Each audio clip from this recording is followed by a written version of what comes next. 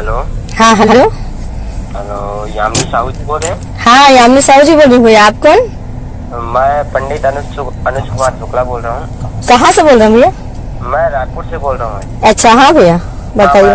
Poster देखा तो आपको फोन किया था। ये क्या है, मतलब कुछ भी धर्म को ऐसा ऐसा कर रहे तुम, ये गलत बात है ना। ब्राह्मण से क्या करेंगे? देखो मैं भी पंडित हूँ, मैं भी वैदिक पंडित हूँ। ये सब चीज बेकार है ना। अभी हमको पता चला, हम ग्रुप में जुड़े हैं तो हमको पता चला तो आपको कॉल किए हैं। अच्छा। और ये सौरभ राजीव वाले, हम उनको भी कॉल करके अभी बात करेंगे उनसे। बात कर लेते हैं, अभी भी उनका नंबर है हमारे में सेव है, हमारे पहचान के है वो। बात करेंगे। हमको पता नहीं था कि सौरभ मिश्रा जी आपके परायण करता है।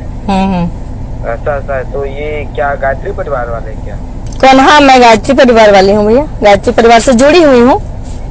ये ठीक है। वेद व्यास पीठ की बात अलग होती है। व्यास पीठ में मात्र वेद व्यास जी महाराज भगवान विष्णु के स्वरूप थे, इसलिए वेद व्यास जी महाराज कहलाते हैं। वहाँ सिर्फ ब्राह्मण को बैठने का अधिकार है, यहाँ तक वैष्णव को अधिकार दिया नहीं गया है। फिर तो बहुत दूर की बात है, वैष्णव को नहीं दिया गया। वैष्णव तो व्यक्ति कर्म से भी तो ब्राह्मण बन सकता है ना भैया? कर्म से ब्राह्मण बन सकता है, लेकिन आपकी शादी हो गई? हाँ जी शादी हो गई है मेरी। फिर और आप वो नहीं कर सकते, आप कथा ही नहीं कर सकते। स्त्री को एक व्यासपीठ में नहीं बैठा जाता, आपको ही पता है। तो आपके समाज भी तो बहुत सारी स्त्रियां बैठती हैं, और वेदों का अधिकार तो है भी। ऋग्वेद के 10वें मंडल में आप देखिए कि महिलाएं भी ऋषिका हैं उसमें। अरे है, लेकिन आप शादीशुदा हो, ये मत भूलिए। तो लोपामुद्रा भी तो अगस्त मुनि की पत्नी थी, वो भी तो शादीशुदा थी। भारती देवी मंडन मिश्र की पत्नी थी।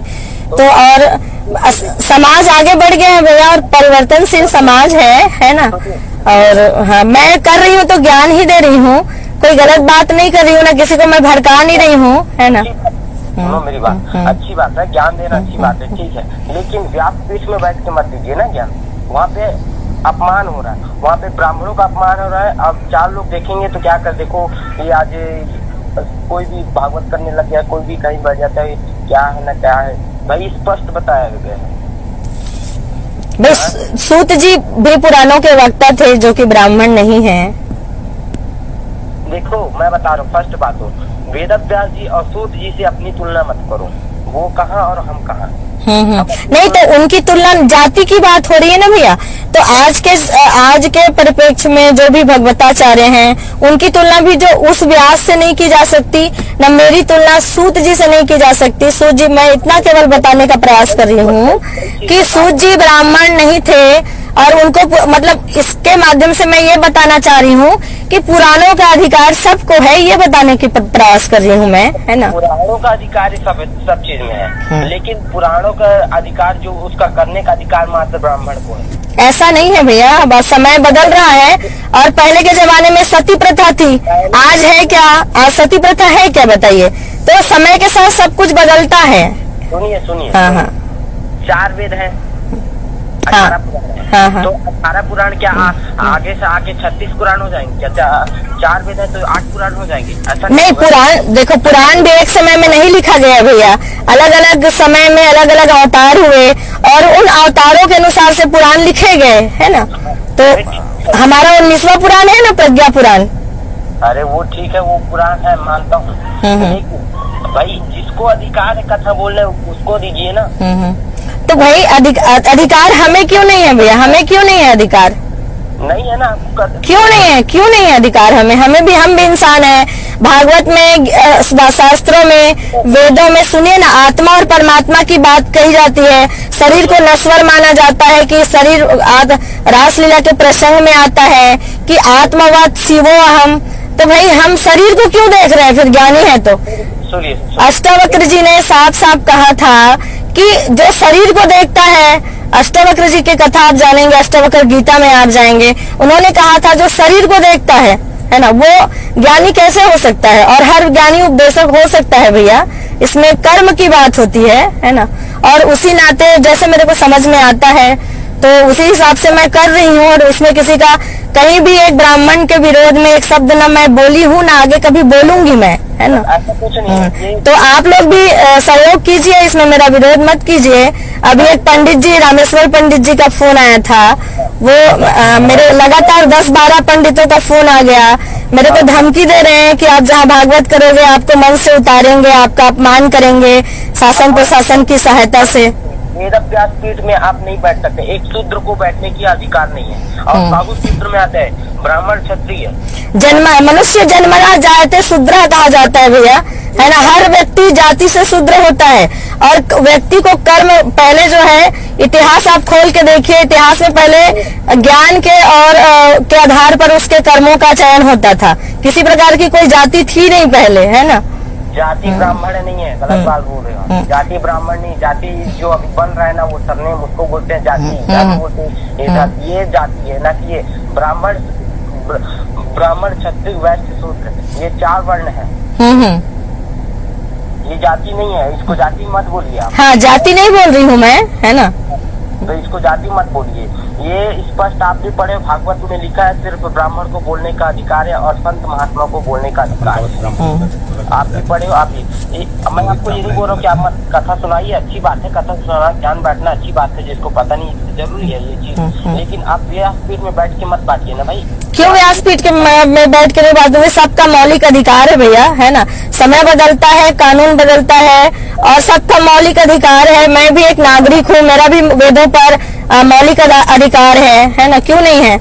मैं जिस समाज की हूँ, कर्मा माता मेरी आराध्य है, मैं जिस समाज की हूँ, है ना, कर्मा माता, ठीक है, उनको भी एक संत का दर्जा मिला हुआ है।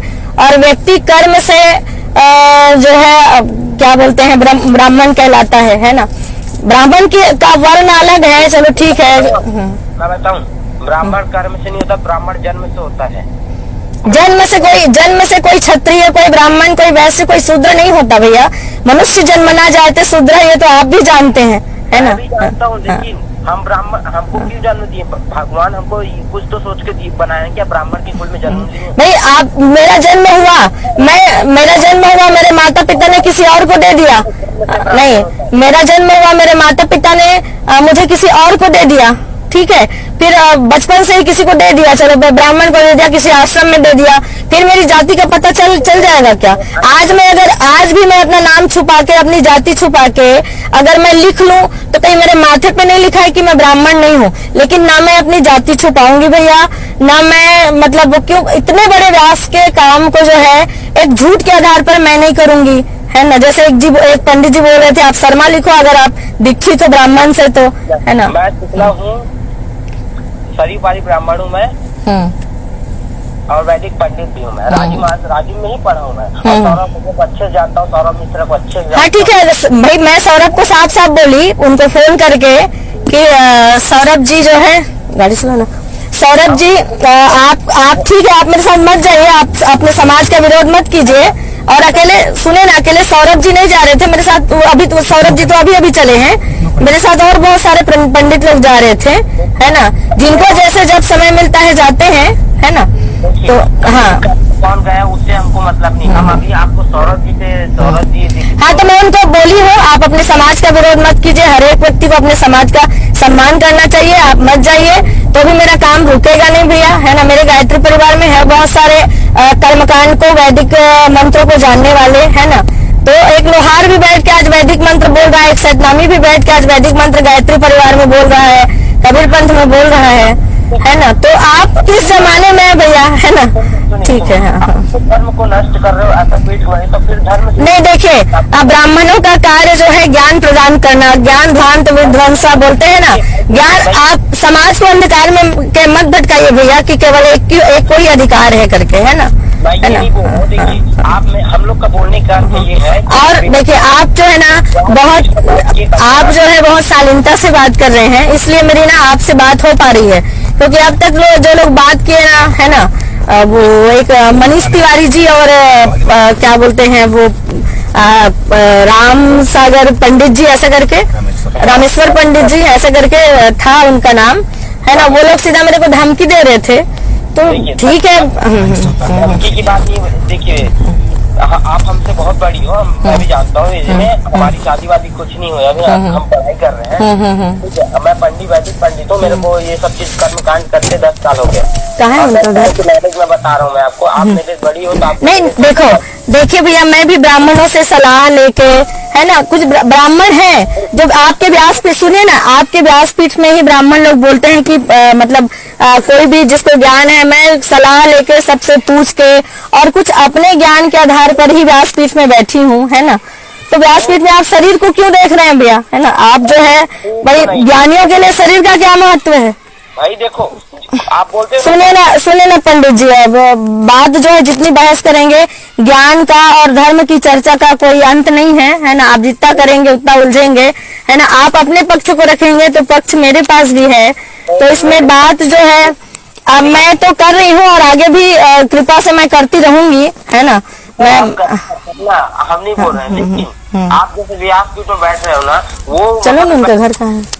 लेकिन क्या है, आप व्यासपीठ का अपमान हो रहा है ना। नहीं भैया, ऐसा व्यासपीठ का अपमान ऐसा नहीं हो रहा है, ऐसा बोल के आप लोग भले कर रहे हैं व्यासपीठ का अपमान, है ना, पर मैं नहीं। चलिए ना, मैं एक जगह आई हूँ, आप बाद में लगाइएगा। एक जगह आई हूँ गाँव में मिलने के लिए, तो कुछ काम है तो फिर वहाँ पहुँच गई हूँ, तो लगाती हूँ आपको बाद में फिर, है ना पंडित जी? ठीक है, हाँ ठीक।